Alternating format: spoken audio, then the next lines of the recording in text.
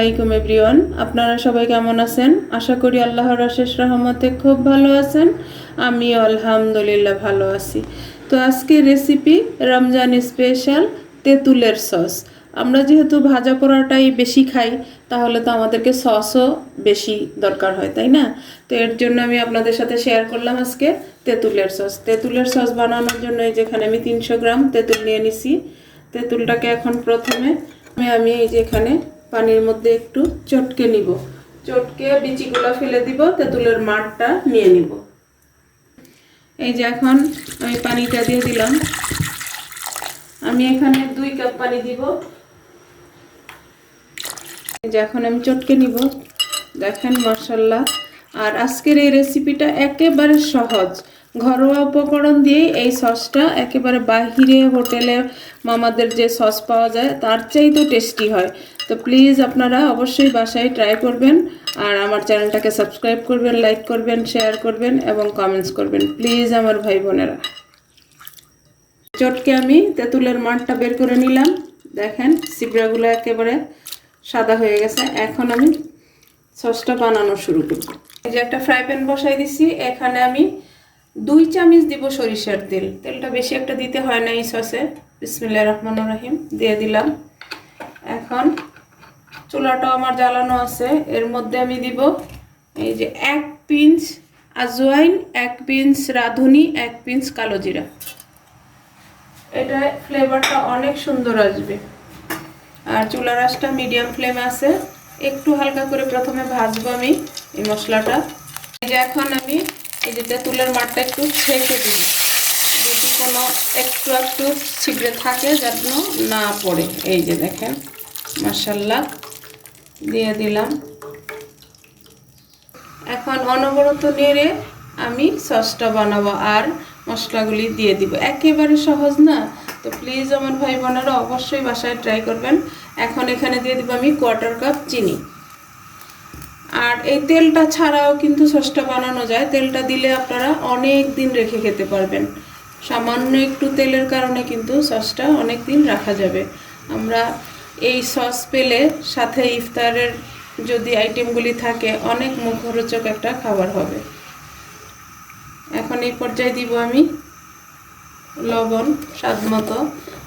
যেহেতু তেঁতুল পানি, একটু লবণ তো বেশি লাগবেই। এখন এই পর্যায়ে দিব আমি 1/2 চামচ মরিচ গুঁড়া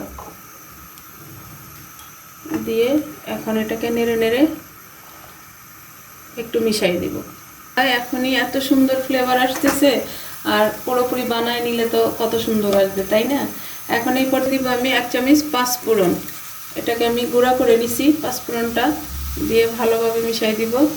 মাশাআল্লাহ মাশাআল্লাহ, ফ্লেভারটা যেন আরও সুন্দর আসতেছে এখনই।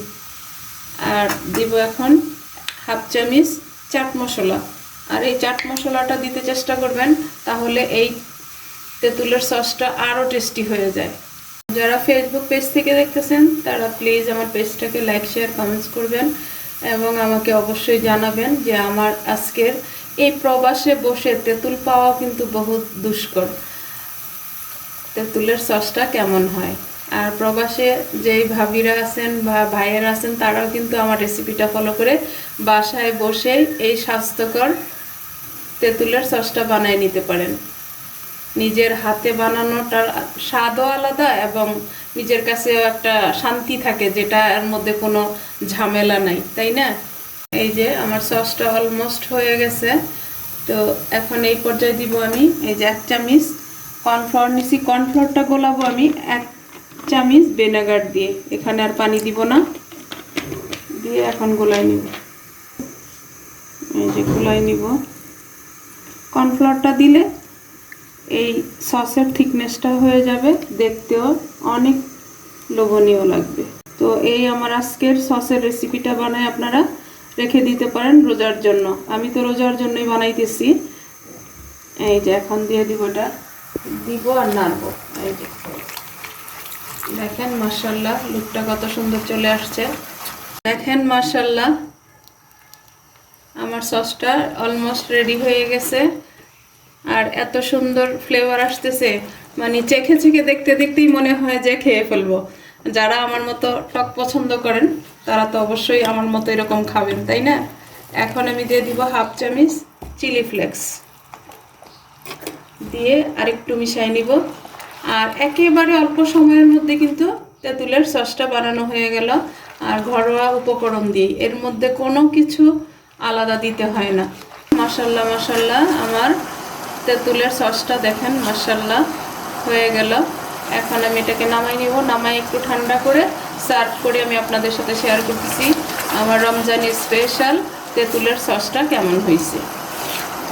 দেখেন মাশাল্লাহ, রমজানি স্পেশাল ইফতারের সাথে খাওয়ার জন্য আমাদের একেবারে টেস্টি টেস্টি হোটেল স্টাইলে, হোটেলের চাইতে বেশি স্বাদ হয় নিজের হাতের জিনিস তেঁতুলের সস। এখন এই যে আমি একটা বাটিতে ঢেলে নিব, দেখেন থিকনেসটা দেখেন মাশাল্লাহ।